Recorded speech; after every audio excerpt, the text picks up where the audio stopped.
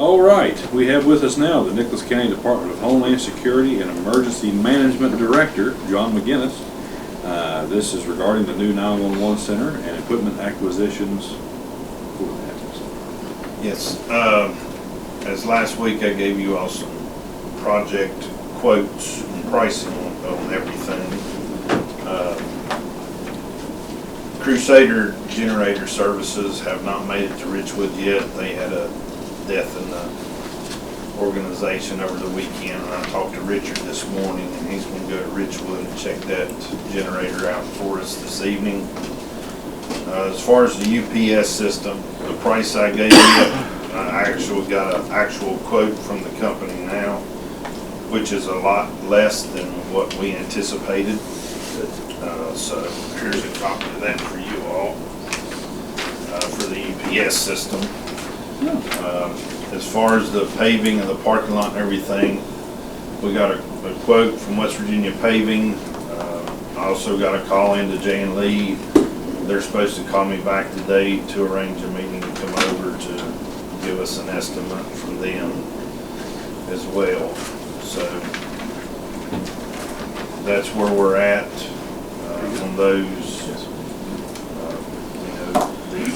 The UPS and the generator right now is a priority and a necessity, so that's what we really need to push forward with. Do you know of the lead time on that UPS system? The UPS system lead time is 8 to 12 weeks. So we need to get on that. Yes. Which puts us right in line with all of Motorola's stuff. You know, our target date's August 1st, and so that would be pushing it, but yes, we definitely need to get on that. This is just equipment, not installation, right? Or is this included? I think that's in everything, yes. I'd like to look at that again there. You know about that stuff, what's not installed. Yeah, I'm all about it. Yeah, we told Commissioner Claus would have it. Absolutely. Absolutely. Thanks for the support. It's got a 1-year warranty on I used to do parts. that. Yes. The ones I put in there, because it's room, so I'm a little out of date. It's got to set up the training. Started the training. I guess that's what that means by it. Yes. And again, with everything else that's in line with us doing what Raleigh and Fetch doing on the same system, that is the same updated system that Raleigh County just went with.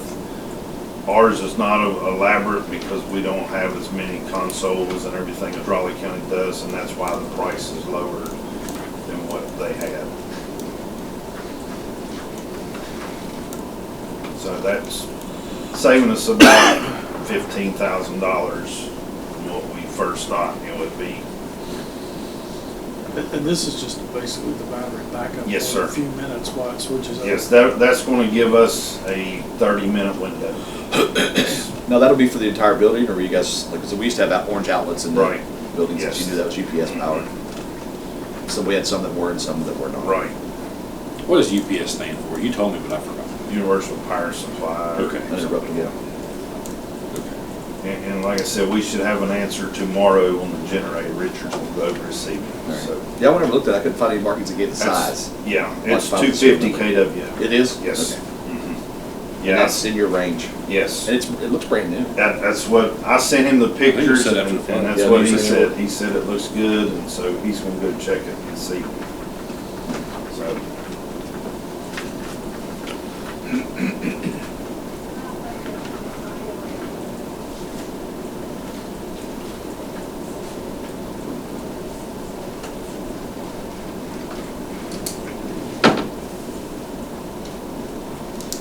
Well, I would have to say we do need to try to act on this UPS system at all costs today if we think we're comfortable with that.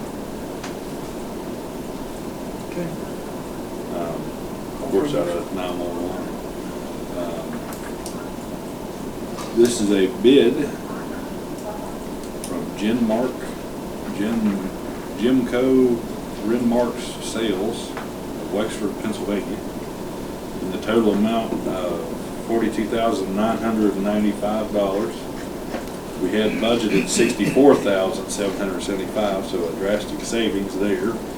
And I I would recommend if we should make a motion, it would come out of the E911 fund balance. Okay, that motion's on the floor. Is there any further discussion or question? Hearing none, all those in favor signify by saying aye. Aye. All those against, the motion does carry. Again, as John, Director McGinnis explained, this is required equipment for the system. It will also keep us on the go 24/7, power outages, anything like that. Keeps our system up and going, unlike here recently, the challenges we have been facing. So that's very good. How long do you say they'll go for? 30 minutes. 30 minutes. And the generator Richard 2 has an automatic transfer switch too, so that will benefit us from the problems of the last time. Absolutely. So, Absolutely. And you're still working on the fencing in the parking lot? yes, sir. proposed? Yeah. Okay. Yes. Something we'll have to think long and hard about, but I would be interested in seeing those numbers. Yes. Anything else for the equipment? No, the fire marshal's office will be here tomorrow to do the final inspection on the sprinkler system, pressure test that and everything as well. And then you kind of have just a Reader's Digest update for the public on everything coming along? Yes, as far as construction, we're right on course of being done by the end of this month. And then Motorola and everything, we're still on course with that, being done by the end of July, and hopefully start training around August 1st. Fantastic. Yes.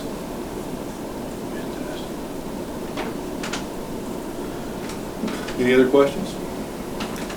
Just a small ask, the conference room that you're gonna have in there, will you have a conference type of phone, not something like that?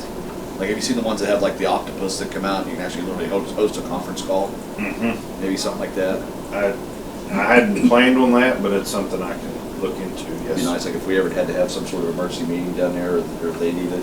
It's Yeah. just, they're nice, these, you can throw the little arms out, and you can Right. get audio on them and everything. They're pretty cheap. They're Yes, not sir. much. The Good, right. combinations, We used to use them a lot, and they have the ones now, you can actually get them with a camera, like if you're doing a Zoom Right. call. yeah. and it'll That was train the called an person. owl. Yes. Yeah. I think something like that would be very effective. The conference room chairs are in, the table's supposed to be in the next week, and then we'll start with I'm gonna make sure that if we do need to have meetings down there, we can have Zoom and whatever, so That's awesome. it'll be fully accessible for you all as well. And you've already hosted one.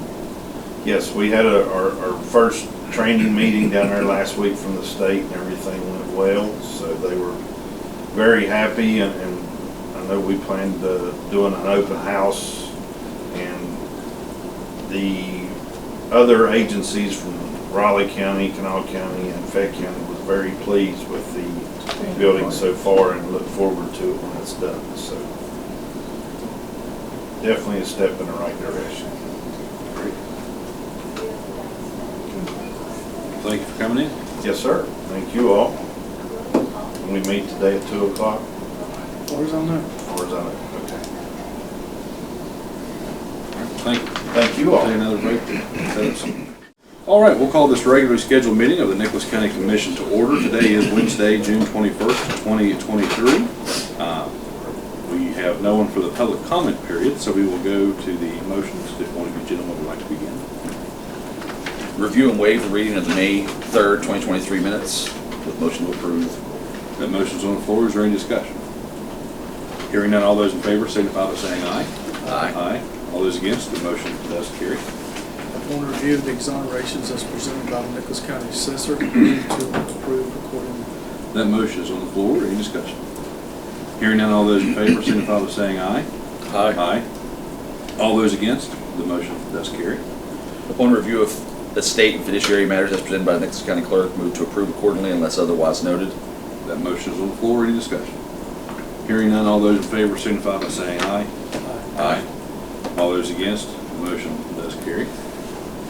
Upon submission of the budget revisions received from the elected officials and department heads, the commission will take appropriate action as deemed necessary. That motion is on the floor. Is there any discussion? Hearing none, all those in favor signify by saying aye. Aye. All those against, the motion does carry.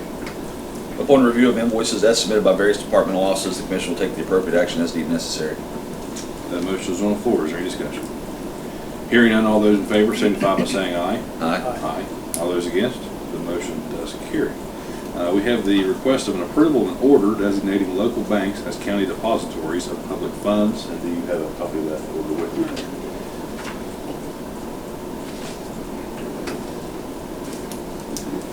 And this order simply reads, on the 21st day of June 2023, the County Commission of Nicholas County meeting in regular called session does with the designate and approve incorporated banks within the county to act as county depositories for the fiscal year beginning July 1, 2023.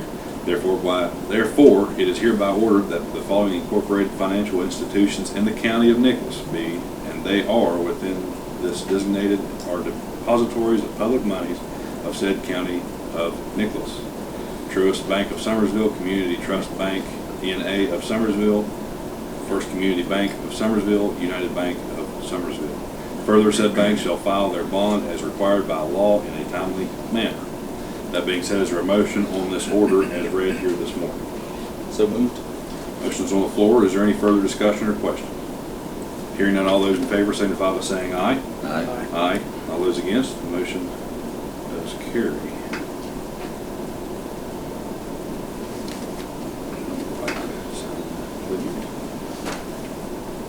Got some letters to sign.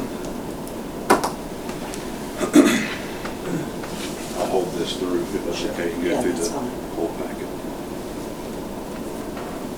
Very good. That being said, we have with us this morning Sheriff William Nunley and Chief Deputy Johnny, I want to call you Johnny Evans. I am very sorry for that. Yeah, it's heck getting old. But anyways, there's two conversations to be had this morning amongst us. First being the discussion on the impound lot relocation, and then also on the sheriff's furniture for the new center on Water Street. So thank you all for coming in this morning. And what we had talked about last week was the potential of using the lot behind DRC and expanding it. And so really, I guess that's pretty much it, other than just what you all think and whatever we need to do to get off the state property on Webster Road. Yeah, sure. The only thing, I mean, I don't know if there's one location would be better than another because where it's available, but it would have to be, obviously, high fence where it's secured. Where the public don't have access to it, we make sure vehicles there. The other location that even be a possibility that I would know that the county has would maybe be down to the old glass building, that lot, but. It's whatever the commission, believes best is fine with us. I mean, we have to have something to secure those vehicles. What do you, what's the maximum number? I mean, like right now, you've got like a couple of vehicles in that motorhome. Is that what you've got now? The motorhome's actually a state place. They have that in there. But the maximum number of vehicles we have right now, it's probably be around the number of 10 maybe, and that's probably going to be the maximum out most of the time that we would have in an impound. That down there would probably handle it. We've had cases where we've had vehicle seized from rental companies and they just don't come pick them up for whatever reason. And we just had one just not too long ago come pick it up. We'd had it in storage over a year. The GMC, Yeah, the SUV. But generally, that's probably in the norm of those vehicles. We're working through trying to get all the ones that's been turned over to us, title sewer state. We've gotten a quite a few of Chief and our Chief Secretary in the law office have been working on. But we should be able to thin those out here real soon. That high fence up there, that belongs to us anyways. Yeah, the high fence and actually the garage doors in the building, County built that. the county bought that. DRC actually installed it, Doug Trent. When DRC installed all that stuff, with a couple of helpers from DRC, but the county did pay for all that stuff. I actually, talked with Cheryl, was the sheriff at the time, that was a requirement, but I don't have any paperwork around that, if the commission does or not, but I've looked through our files, so I can't locate anything on that. I think we have a copy, and I need to see if any improvements, if we have any right back to it, or if that was just basically a Yeah. donation towards them, but we can check that out. But the motorhome, they can stay there regardless, because it's a state police road. Right, yeah, we're not moving it. Yeah, they can figure out what to do. Now, for a new lot, is that something we need to make sure you have enough room for state and federal and everything, or are we just gonna go down just to your department, or? Well, I mean, in all honesty, I mean, I don't want to speak without actually coordinating with someone else, but if we're gonna have an impound lot, I mean, it honestly should be just for Nicholas County, unless it's just something temporary, in my opinion. I mean, I don't believe we need to be holding other people's evidence, if you know what I mean. No, that makes sense. And you're responsible, liable for it. Right. Yeah. Possibly very well could be. But it also draws you into the court cases because of chain of custody. Sure, yeah, you run into that as well. You're 100% correct. So in that impound that's down there now, there's a camper and like probably 3 cars and a trailer. Is that impounded stuff, is that belong to us? Is that something you could sell? Is that? That's what we're working on, Yeah. getting titles and stuff for. That has been seized and forfeited over to us. We just have to, and we may have the titles for most of that stuff by now. I believe we have most of them now. There's a couple lingering. We have no real issue. I know we've got, Shannon's gotten quite a few from the state, just in the past few months. Is that fence up to par, or would we have to replace it, add anything to it to be the whole, secure the property? think so. It's about the same as It's was. about the same. I can remember 6-foot chain link, I couldn't remember anything on top. You know, the only thing that we might consider doing is maybe putting up some like privacy sliding so you just can't see in there. And that's why if there's some junk vehicle in there, it's not a public eyesore, from people. It's gonna be driving right around here down there, something to do. That'd be the only thing I can think of. That's what I'm saying. I think it was growing up, so maybe clearing out the grass, see if it needs gravel or The not. DRC worked a little bit. Oh, okay. They- Yeah, I'll drive behind They it. worked a little bit. There's Yeah, there a was a couple trailer of with trees full grown cans out. and stuff, it's all been cleaned up, everything now. Might just some weed killer. Okay.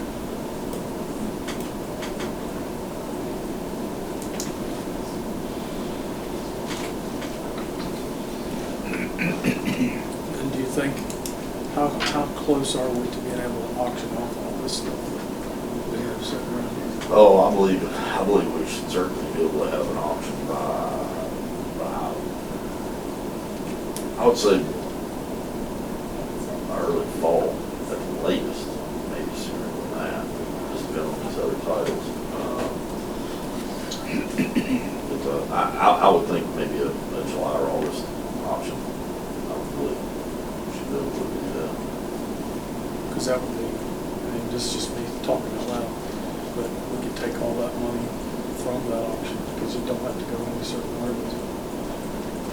I don't think so. We could probably put that towards your furniture and stuff for the new thing down here. Well, that'd be a possibility, but without really knowing what that would bring. Most of these people usually don't sell for very long. Because, I mean, they probably all work, especially once it's been set. Whether it's tires, brakes, they all probably need a couple thousand Don't dollars. get very big, nice vehicles. No. No, that's why I want the money to begin with, and they stay here. But you got a few cruisers to put in there too, don't you? We probably will have, yeah, we probably will have. Well, real quick, Sheriff, if you don't mind, maybe three of us, or Gary and you two, or somehow, or Craig and you two, just depending on how quick we can, meet down there, make sure the fence is Yeah. adequate, figure out how to get a quote on the privacy fence, and then that way we just keep the state happy, and then we are making progress to get off of their property. Yeah. But I just wanted to kind of close that out if that's okay. But now, as has been mentioned, we have a discussion on the sheriff's furniture for the officers at the new center on Water Street. Do you have that quote with you by chance? I do, I've got an updated quote. I know we've gotten 3 other quotes. This will be the 4th quote that I've got. This is from National Business Furniture.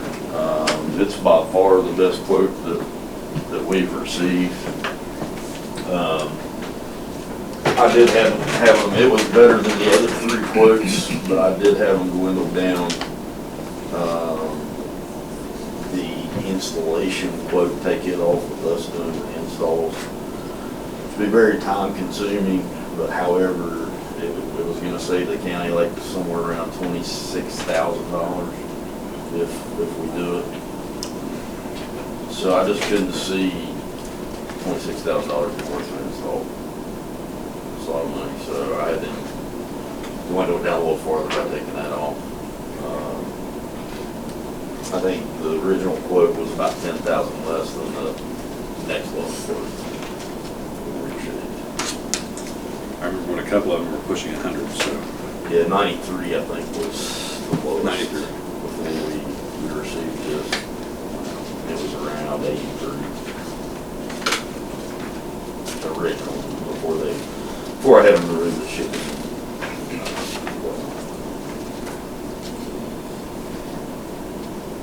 And this is a desk and a chair and adequate furniture Yeah. per man. Yeah, it's Okay, that's It's, that's what I'm in seating. support of.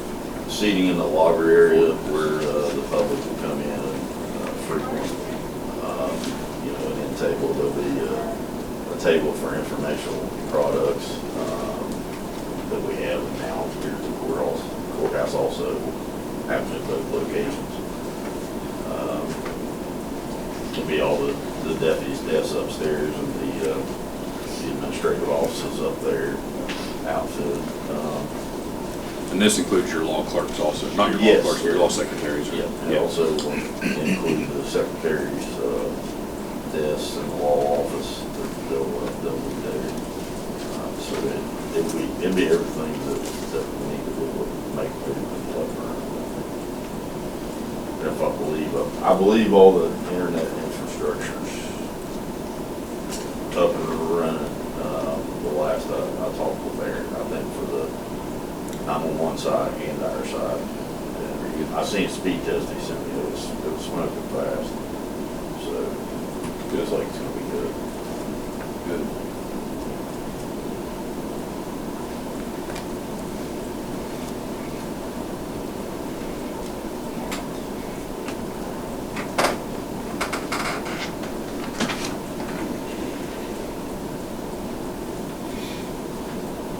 I guess I'll start on this.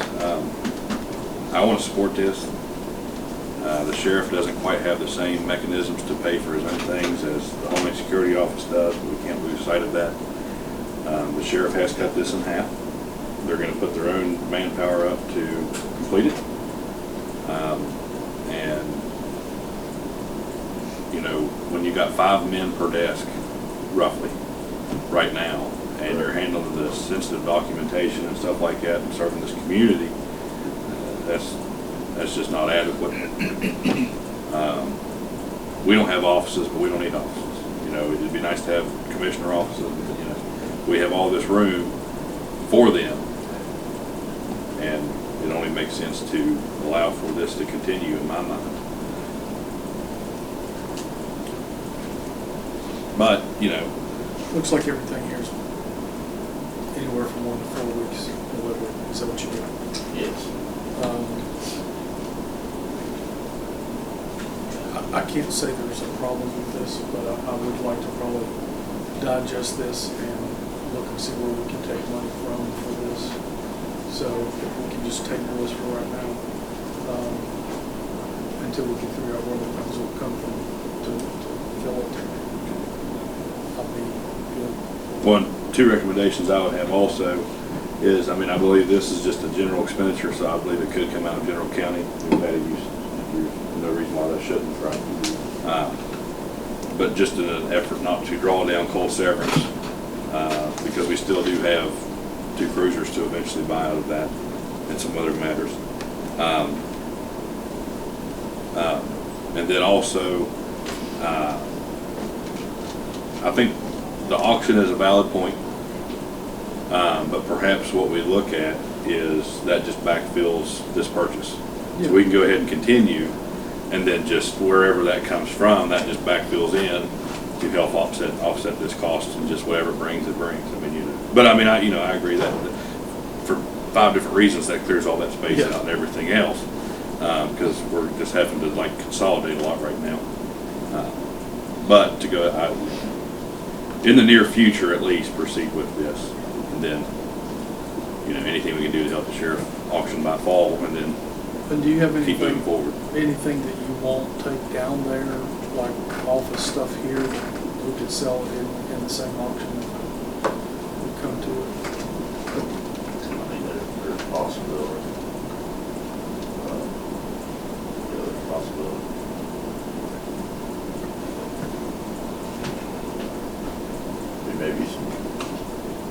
Maybe some desks, the secondary desks they have now.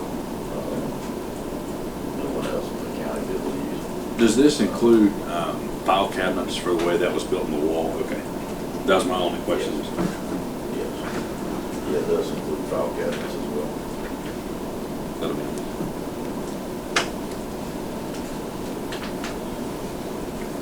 Well, what if we table it to July 5, which will be our next meeting? Give us a couple weeks to look this over. Okay. Is that acceptable? Okay. Okay. So we'll have it back on the agenda, and appreciate you cranking this down as much as you did, because that is significant.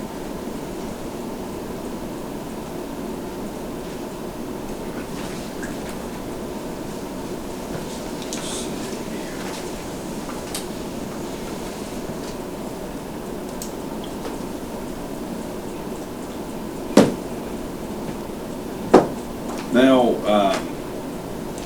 the lawn care service, we received no bids. Let's just table that until further discussion. We'll just make do with what we have. We have more important matters to get to here this morning. We're a couple minutes early. Do you have anybody coming for the jail board discussion? Is that DRC or anything? But we have now a discussion concerning forming a Nicholas County Jail Board in reference largely to the jail bill that we, as commissioners, like to talk about quite often. And this was a Commissioner Chapman's request, so if you don't mind to begin that, just so. Well, what I'd like to do is I'd like to put together I'm gonna call it a task force, as the only word that has really come up. But form it with law enforcement, somebody from your guys' thing, from the public defenders, the prosecutors, the magistrates, DRC, and whoever else you think would be good that there. But a way we can cut down some of this jail bill. I mean, the guys are being there for months and sometimes years at a time, nothing being done. And I think if we all come together as a group, not pointing fingers, we're not asking, don't make arrests. We're not asking, things like that. We're just saying, how can we move this through? How can, from your all standpoint, how can you get it at magistrate court level that if it's not a good case, why hang somebody out there for 6 months and then say it's gone? Or couldn't we go more ankle bracelets? Can we go, things like that? Because we have agreed to help the cost of that. But, so really we're just looking for input, talk about it, see what we can do, and I think Fayette County does it. Go maybe sit in on a couple of their meetings and see how they do it, and things like that. But just get a better hold on what we have no control over, except write a check. discussion.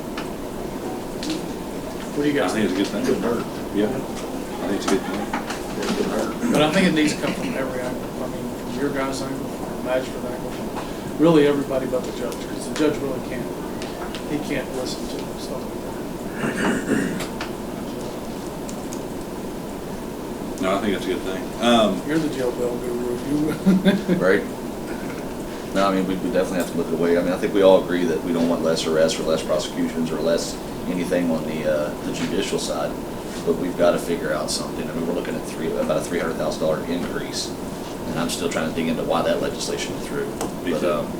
yeah, we're going from $48.25 a day to $65.38 a day.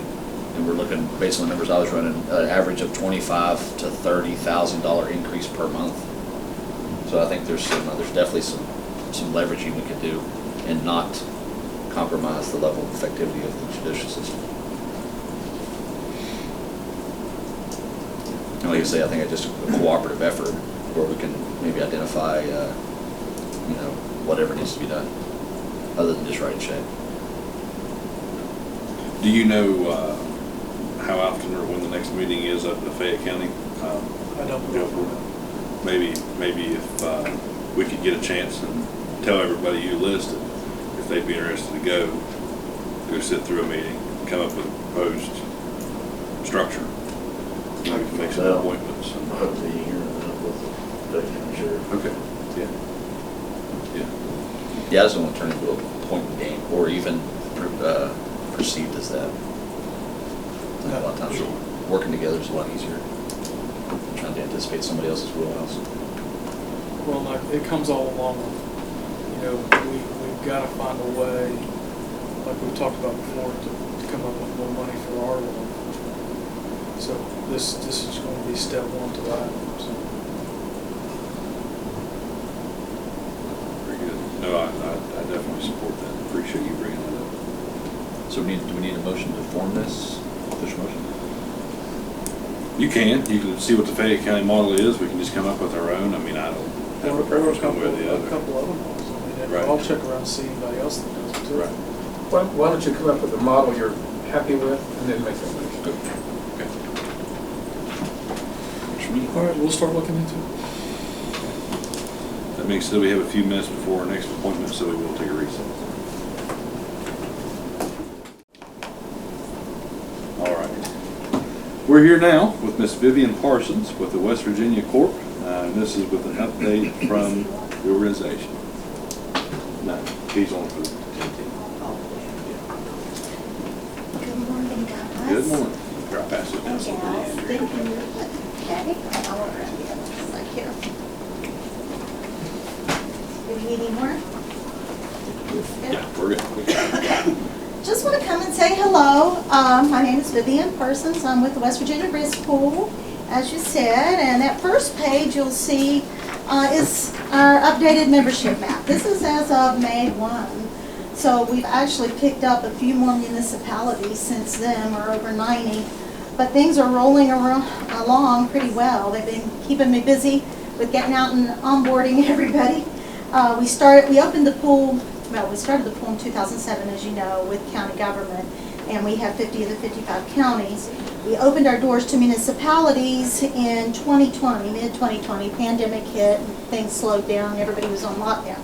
But now we're really picking up steam, and we have, of course, we're endorsed by the Municipal League, and have been working with municipalities, bringing them in. So the pool is growing. If you've gotten your renewal, you have noticed that you, again, this year got the discount off of the renewal, and that is another vote of the board. They were able to do the same thing that we did last year. You'll see it's a little bit less than last year because it was approved as a $300,000 across the board, and we have more members. So it's based on the percentage of the premium that you pay of the whole. So that's how it's handed out. We've expanded the board a little bit. We have 7 county commissioners still on the board. We have added 2 new municipal members, and that is Andy Lang from Bridgeport and Dr. Cavalier from Smithers. So you might know Dr. Cavalier. So yeah, things are going really well. The rest of this is just information that I'm going to scoot over quickly. I don't want to take up too much of your time, but I'll leave it with you all. The biggest thing is I want you to have my card. It's on all the packets. If you need something, let me know. Patty knows how to get in touch with me, but you know my background is in county government, and spent 30 years with county government, so that's really why I'm working with the pool, is based on customer service and local government. So if you need something, please let me know. These first few pages are just descriptions of the coverage that you have, some new brochures about our claims reporting and claims processing. I'll stop on online member portal because I just like for the governing body to know the kind of things that you can get to on that portal with your login and your password, and I know Patty and Mary are familiar with it, they do your claims, but you can get to a lot of information on that portal. You can get to any claim that you file, and you can get behind the curtain of that claim. You can see the financials, you can see the rolling diary of the adjuster who has it, everything. You can print reports from that portal if you wanted an annual report of your claims history, so you can kind of look for any kind of trends. You can get to your schedules right online now. You can see schedule of your property, your vehicles, your inland marine machinery. You can see what your deductibles are, what we have them valued as, and you can make changes, Patty. Now, I don't know if you've tried any of that, but you can make changes to it. If at mid-year you get rid of a vehicle, you can go on and take it off. Yeah. If you want to add a vehicle, you can request certificates of insurance right online. So there's a lot of good information. Beyond the reporting features that are nice, you can get to a lot of our risk management stuff. Trainings and online, more importantly, because I'm going to talk to you a little bit about the training, but you can get to things like shell documents. If there's a policy or procedure that you wanted to put in place, you don't have to start from scratch. You can go in, look, see if there's anything you can use, cut, paste. So we try to just kind of be a collection of things that make your job easier to mitigate your risk. Put in a new email reference guide, so if you need to get in touch with somebody, this kind of lays out the different emails that you can use. Property valuations, you're familiar with the fact that we come out and value properties. We do that about once every 5 years. We get you on a 5-year rotation. When those valuations take place, they look at anything $75,000 above, and then you get a report. As a governing body, you have to sign off on it, so you'll know when it happens. And if you have questions or concerns about some of that, you can let us know. We have to come to an agreement and sign off. So. Cyber coverage, we talk about that, and then a brochure about backing up your information. But cyber is exploding right now, of course, as you're well aware, the cyber attacks. We put it in place back in 2013, and for 5 years we didn't have any claims. We were ahead of the curve. Now there are numerous claims. There's the ability to increase your silo of coverage beyond the $250,000 that's included. I don't know, I didn't look at your but I don't know if you increased that in the past or not, but there is a proposal to do that, so you might want to look at it. I will tell you that so far, a lot of the industry we're seeing create exclusions on that coverage and sublimits. So far we have not. We've maintained our coverage, no exclusions, no sublimits, no deductibles. So we're working really hard to keep it like that. So yeah, we've had a lot of calls from other pools. Our CEO has gone out and talked up that are interested in how we're doing it. So we have a class 1 program, and we have to keep it that way. And then there's a brochure about our risk control services in general. The next one's employee training. I'll point out that on the back of the employee training, there is a list of some of the courses and things that we can offer. We do training in person. Never any cost to anything that we provide. Just want to make sure I remind you of that. We come in person and do training. We can do virtual training, and we have access to videos, a video library that I'll point out in a second. But if you don't see what you're interested in on the back of here, give us a call anyway. We're constantly creating new content, and it comes from what the members want. So we get outside the box a little bit. It's all the safety stuff that you would expect with insurance, but we also look at a lot of HR stuff, hiring, firing, sexual harassment. We've done bloodborne pathogen training for maintenance crews because of what they see these days, unfortunately, what they have to pick up. So Yeah, a lot of good stuff, so no cost, we come to you. My old days as local government says, there's never enough money, take advantage of the free stuff. And law enforcement, we have a very robust law enforcement training program because that's where a lot of your exposure is going to be, and we would expect that. If you look on the back of that, it kind of outlines the criteria that we have. Your law enforcement officials are required to have 16 hours of continuing education every 2 years. And we've been able to work with Charleston and get ours approved for that training. We can provide about 14 of those 16 hours, and we can come to you to do it. So something you might want to share, one of these brochures with your law enforcement. I mentioned that video library. During COVID, of course, we had to ramp up our virtual presence like everybody else. And so on this page, it's called Safety Source, and we have provided you our username and password. We subscribe, you pay nothing. You can go in, put a keyword in, and search. It'll bring up all the videos on that topic. It'll tell you the time slots. Maybe you want a 30-minute presentation. Maybe you want a 15-minute presentation for safety training or something. You preview them. When you find something you want, you use our login and password, and you can download it. Also on that page, you'll see Chris Ballard, who's our manager. He can get you scheduled for any training that you might want. If you don't see what you want, he's somebody you could talk to about, do you have anything in the works for that? Justin Presson is one of our new risk control trainers. He's former military, was a trainer in the military. He's very good. John Bowling is our senior public safety specialist. John does all of our law enforcement training. He's a retired police officer, and we just feel like that holds a lot more credibility.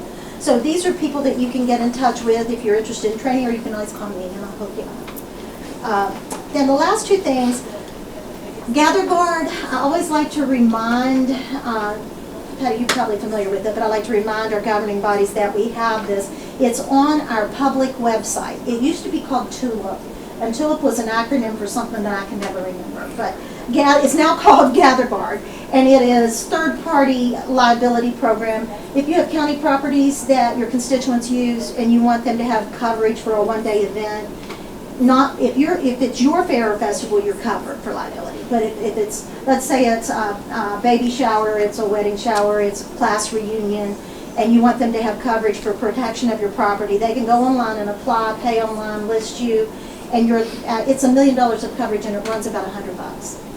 So it's not through the pool, but we place it so that we get a good price for constituents. So it's just another layer of protection for you if you are looking for something like that.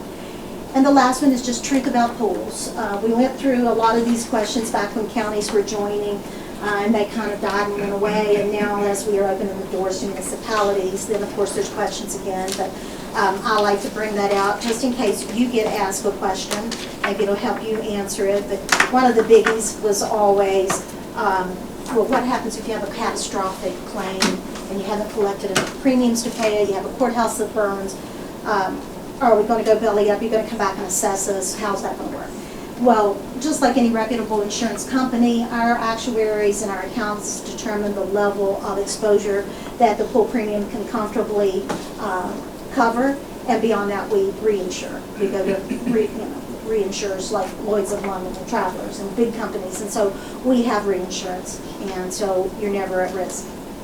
If we thought we weren't collecting enough premium, we would look at a rate increase in the beginning, not wait until we needed it and come back and assess you. So that's really, I hopped through this really quick. If you have any questions for me, I'm happy to try to answer them. You have my contact. If there's ever an issue or problem with filing a claim, getting through to folks, we've had our growing pains too.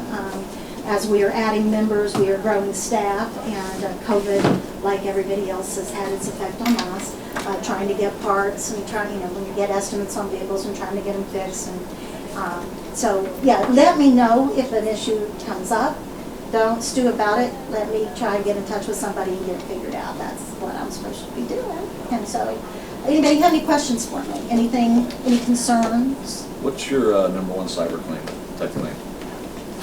Well, I would probably social engineering, fraud emails. One of the ones that I'm familiar with that's happened in one of our members in the state, was as simple as they got an email that looked like a valid email from an employee that said, I need to change my bank, you know, put my paycheck in this bank and here's my information. Now, if you didn't pick up the phone and check with somebody, it looked like a valid, then you're sending one of your employees' paycheck to somebody, you know, God knows where. So those, just things like that. I mean, you don't have, if people mistakenly think, well, we're small, they're not going to come after us. But they throw out blanket emails. They don't even know who they're sending them to. And Mr. Young Man here is very familiar with all that stuff. He could talk me under the table with technology, I'm sure, because I am not a techie. I'm an old dog. But, it's not in ways that we really expect. It's just you click on, and Mike will come out and do cybersecurity training for employees in the courthouse. It's not for your techie people, it's for people like me. How to hover over an email address to be sure it's the email address that you think it is. Things to look for with these social engineering tactics. He changes his training all the time because how they're attacking changes all the time. But one thing I left out and that you should know, if you would suspect you have a breach, a cyber breach, this would be comforting to me. If you suspect you have a cyber breach, call us immediately. We have a cyber coach. She is an attorney that we contract with who does nothing but cyber issues.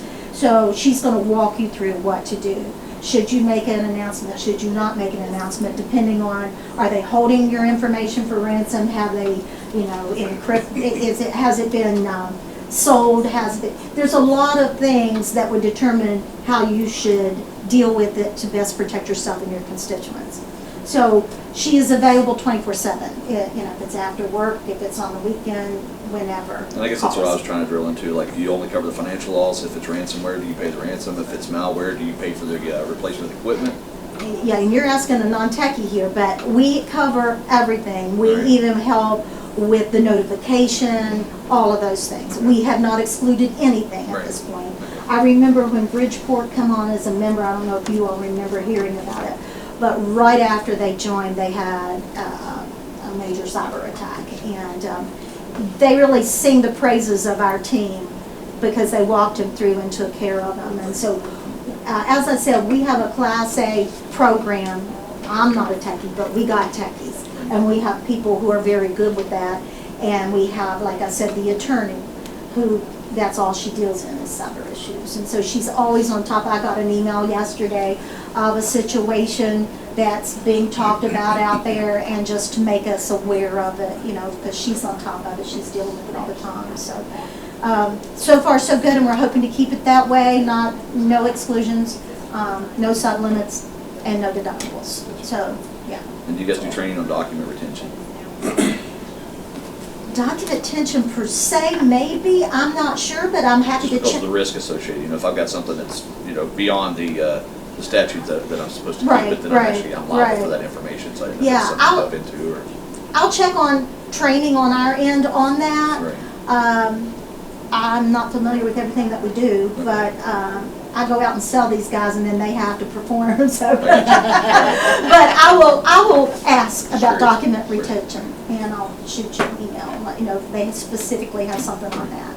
They're developing stuff all the time, and it depends on what the members are interested in. That's how we do it. So I will check on document retention. Anything else? Any other training that you want me to? I'm gonna look over this list again, but I Sure. think there's a lot covered, so, Yes. yeah. Yeah, and on your portal, there's lists of probably even more up-to-date things that we just, I know that there is a video that we did in-house on sexual harassment training that is actually on our portal, because a lot of our members, if they hire a new employee, they'll have them sit down and watch it and sign off on it versus trying to have, training for everybody. But yeah, there's a number of webinars that we've done, and maybe you couldn't attend, and so we download them, and it's on the portal that you can go back and watch later.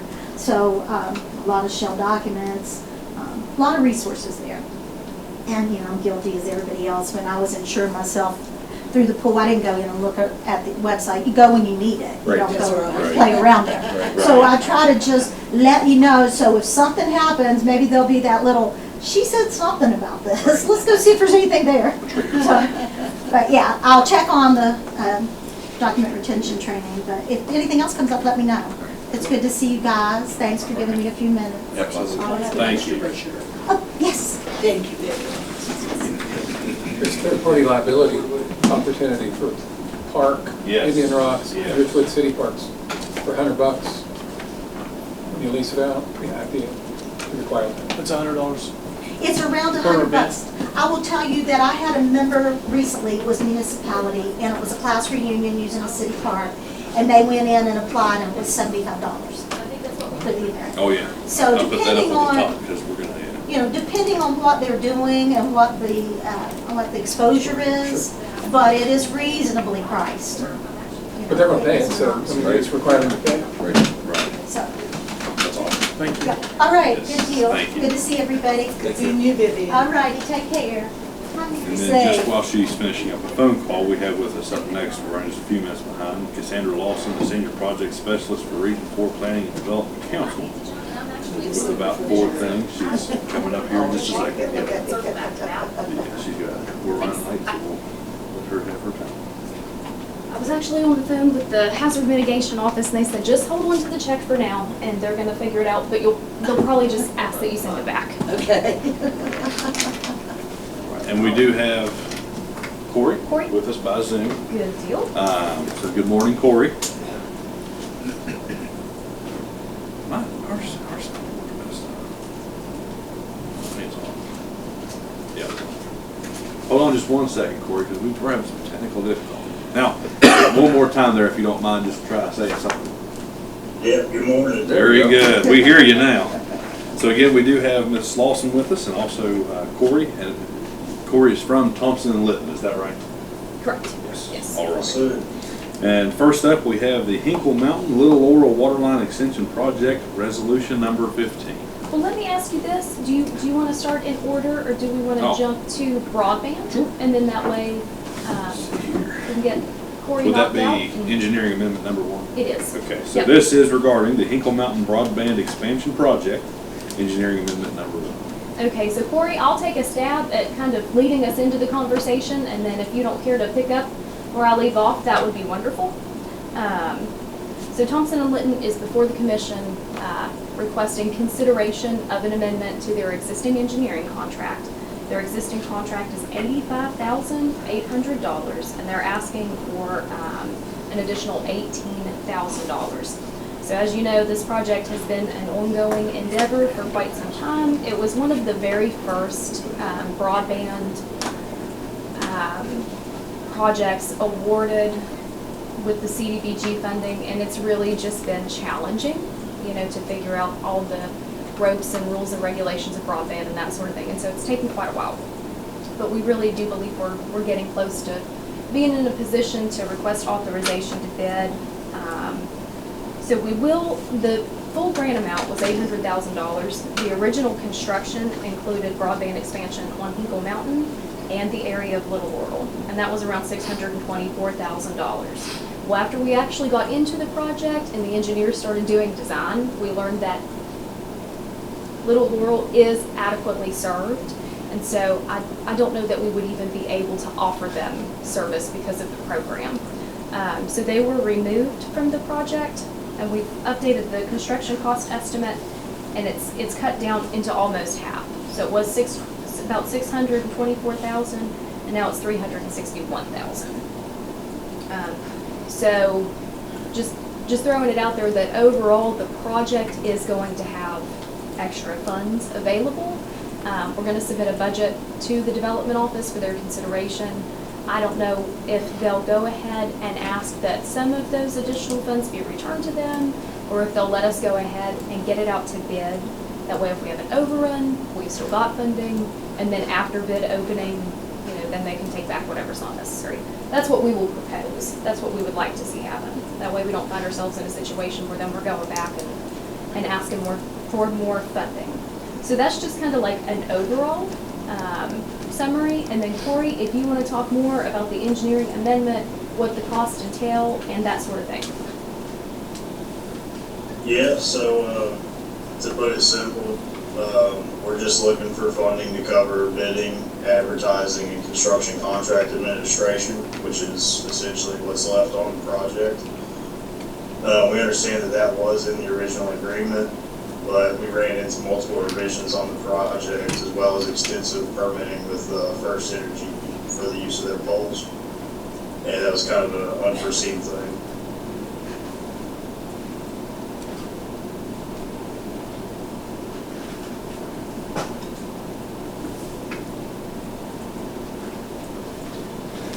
And so essentially Thompson and Litton, I think, has billed out almost the entirety of their contract. I can tell you what's left. So this 18 would be absorbed in the overage? It would be, how would that play out?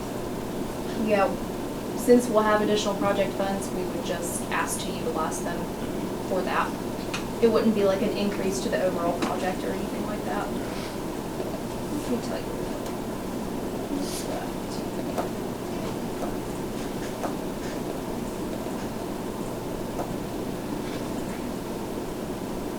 Do we have a breakdown of the permitting with First Energy and the polls of the cost overruns there and what the reason was for that?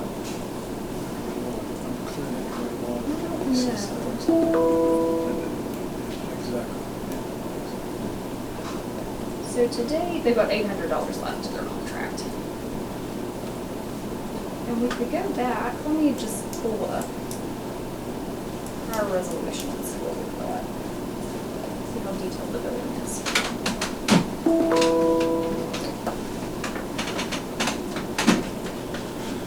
It's probably gonna make it connect to the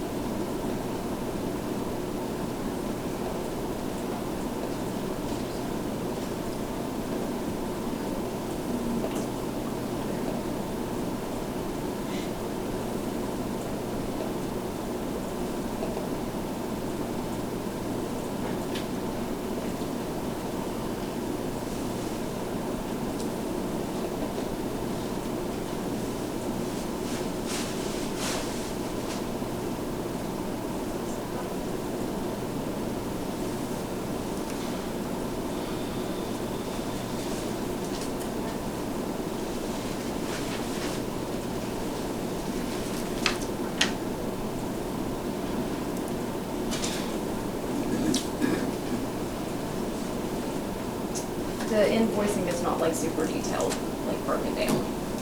So I'm not able to pull that for you. Well, I'll speak in my opinion, we knew this was coming.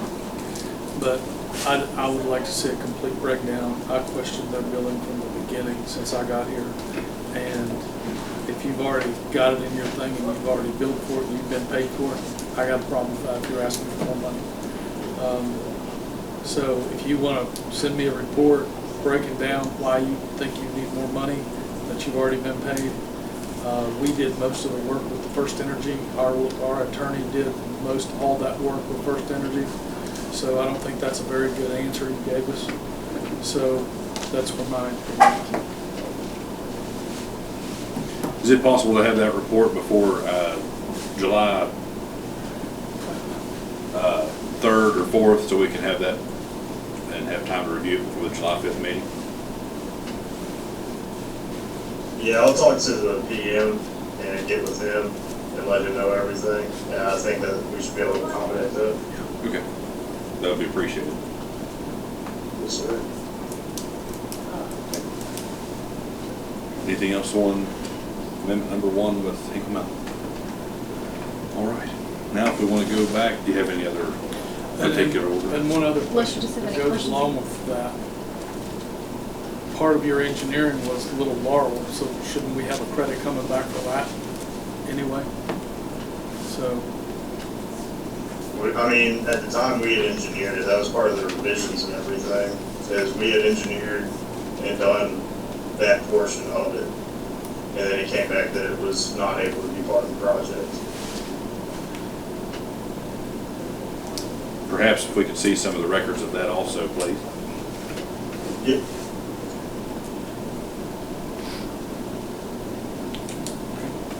Now, also on Hinkle Mountain, Little Laurel, well, put Little Laurel back in the project, the water line extension project, resolution number 15. Yeah, so as referenced, this is resolution number 15. It includes payments for all 4 construction contracts, as well as engineering services and Region 4's administrative fees from April 2023. Do you want me to read the individual amounts billed or just give you like an overall? I'm fine with an overall. Unless they come out of different. Unless something's Are wild, they coming yeah. out of different I can parts? give you a summary of each individual funding source, if that works. That's fine. Okay. So the total amount of all of the invoices combined is $1,364,333.79. Of that, $1,796.50 is coming from the city's IJDC grant funds. $278,466.82 is requested of the Nicholas County Commission's ARPA funding commitment. $682,131.69 is coming from the city's drinking water treatment revolving loan. And $401,938.78 is coming from the city's WDA Economic Enhancement Grant Fund contribution. What was the total number once more, please? The total is $1,364,333.79, and the commission request is $278,466.82. Thank you. And if approved, $300,478.72 will remain in the commission's commitment. And I wanted to update you on the status of the contract. So contract 1 is the Little Laurel extension, and this is based off of billing. I'm just looking at what their contract is compared to paid to date per this resolution. It would be 74% complete, Hinkle Mountain 75, the Hinkle Mountain tank is 60, and the water plant is 20. And you had asked last time when estimated completion dates were. So currently, contract 1, Little Laurel, is anticipated to be substantially complete the 16th of July. Contract 2, which is Hinkle Mountain, is the 26th of August. Contract 3, which is the tank, is the 15th of August. And contract 4, which is the water plant, their contract has been extended until the 17th of October. And so, like I said, I'm running these percentages just off of what they're billed, but they have to hold back like so much of a retainage until they get to substantial completion. So those percentages may not, 100% accurately reflect what's been done in the field. But it at least gives us, a good idea of where it stands. Where's the retainage being made? It's just they can't bill for it. So like, I think it's. So when we do the 278, you're not holding back 2780 in another account. That's just less than 10%. Yeah, they just are not authorized to bill for it until the engineer grants them the ability. And then what they'll usually do, they hold back 10%. And then once they get to substantial completion, generally they'll let them decrease their retainage to 5%. And then they withhold that 5% until they get all of their like punch work done. If they've got to go back and fix people's yards and, different things like that.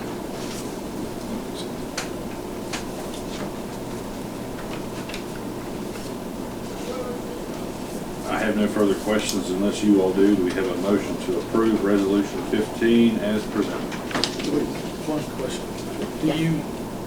These substantials, are these all in line, like, this can't come online until the plant is completed in October, or can some of this come online before that?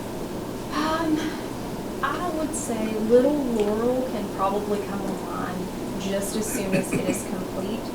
The tank, the Hinkle Mountain tank, will have to be in place before those folks can come online. Right. And I don't want to speak incorrectly, I'm not 100% sure, but I don't think they have to wait for the work to get done in the plant. I think it can all happen simultaneously. I'll ask that question and find out.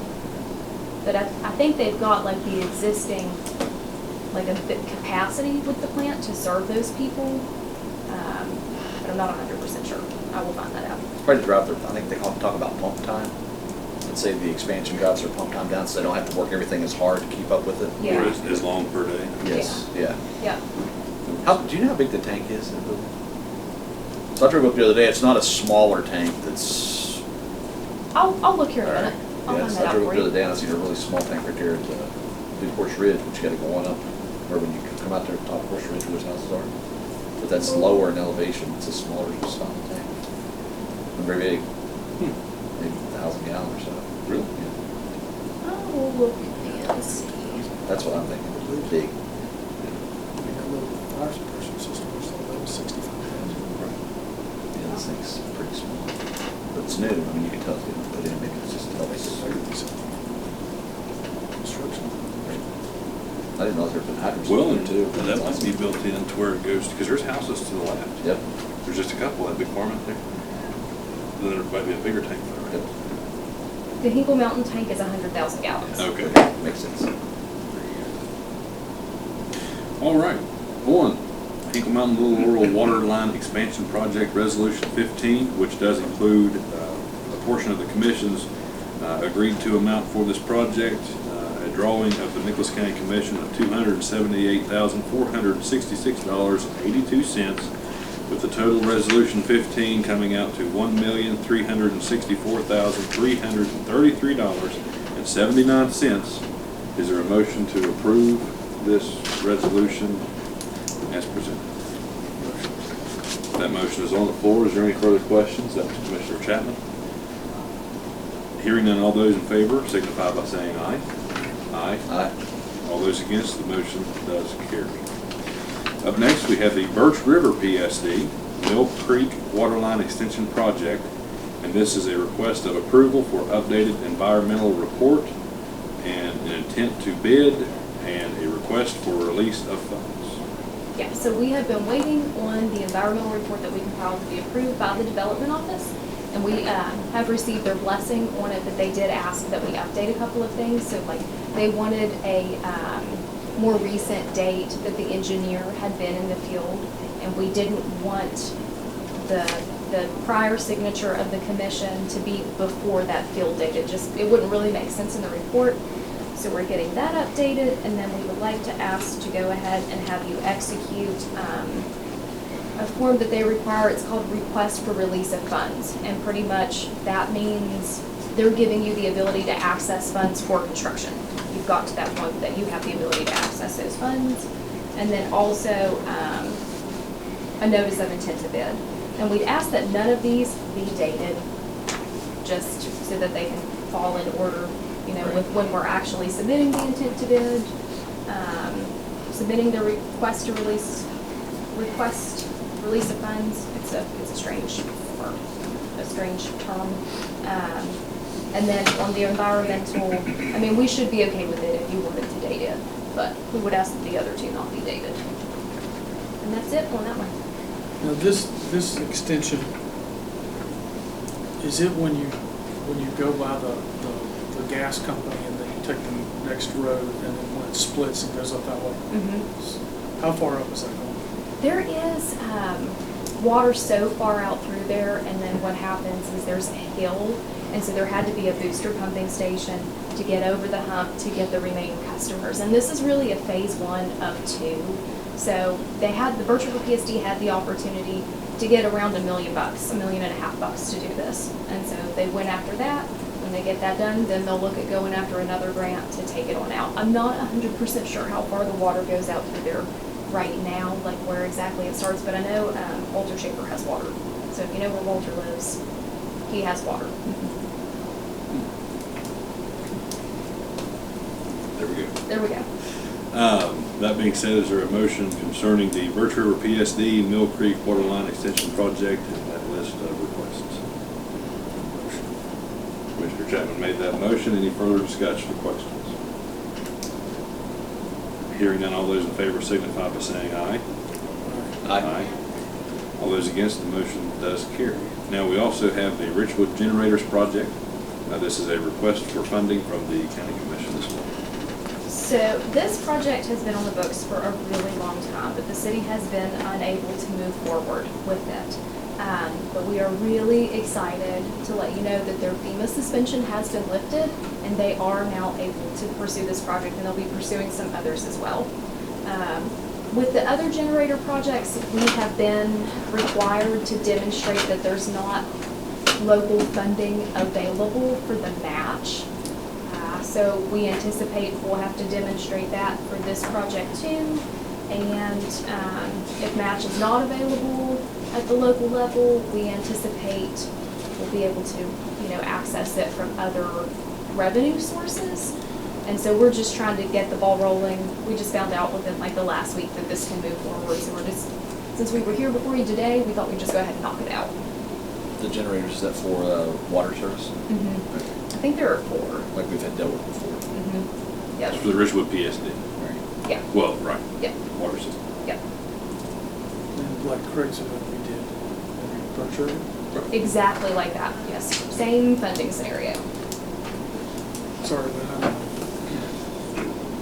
Well, and we went ahead and drafted a letter, and we noted all of the other support that you've offered to Richwood, including the $850,000 for Eagle Mountain, the $25,000 for the sidewalk project, and also your sponsorship of the Eagle Mountain broadband expansion.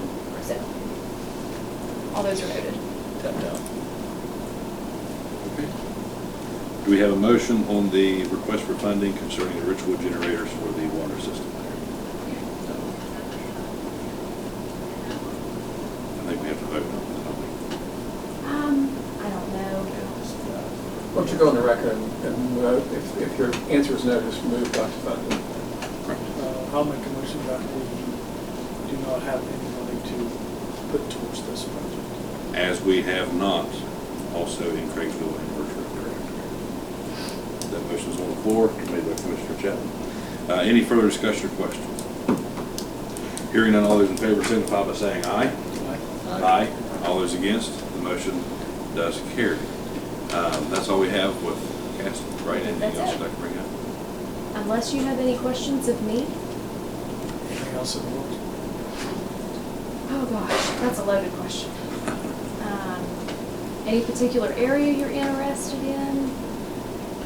It's been a while, but probably a couple of years ago, we put together like a list of all of the projects in Nicholas County and just did like a brief report on them in a commission meeting. Be glad to do that again. Appreciate it. And what about, is it Sugar Grove? Where's Mary keep Yes. talking to us about? Mary and I were able to have a brief conversation before we got started here. And our recommendation is to go before the PSD board. They meet this Thursday at 10 a.m. I told Mary it may be a good idea to call and let them know that you're coming. That way if there are engineers available, they can be a part of the conversation. So I think that would be really beneficial. So we do have in our files a determination from AML that the project is not eligible. It sounds as though the local residents have some concerns, with maybe some areas being overlooked. And so we would just recommend that you express that to the PSD, the concern, just let them know the desire for water is still there. And What time is their meeting? 10 a.m. Thursday at 10. That's what it is. Yeah. Put that in our calendar, in case. And for the public benefit, I've had 2 people out of the Cherry District, one in Birch River, one in Tioga, reach out about water service. And when I spoke with Cassie, it's basically the first step is to contact the PSD. I mean, if you want to do your due diligence and know where the water currently exists and ends and terminates in your area, how many people there are, and how much further it would take, that will help. But the PSD is 100% the first step, is to go and come before them and make that request. Yep. So people know. Yeah, I've had 2 in the past, probably 3 weeks. All right. That brings us to our commissioners' comments. I have none, but wanted to see if you all have anything. Just that we're working on some initiatives and one of the dilapidated structures. We're working on some stuff like that. Maybe we're working to adopt some other counties and work with other counties while we're reinvent the wheel when it takes place. And Rome wasn't built in a night, and just be patient while we work through some of the hurdles in the county. Absolutely. And then with funding, we're working on necessities, not niceties. So if you have a necessity and you'd like to come and ask for financial assistance, we're glad to hear it. If it's a nicety or an expansion that's not 100% required right now, we could probably save you some time and effort. That being said, is there a motion to adjourn this regularly scheduled meeting of the Nicholas County Commission? Today is Wednesday, June 21st, 2023, and it is 10:46 a.m. So moved. Oh, we had a competition for that one. I That was being watching it said, the start. motion's on the floor. Any further discussion or questions? Hearing none, all those in favor signify by saying aye. Aye. Aye. All those against, the motion does carry, and we stand adjourned.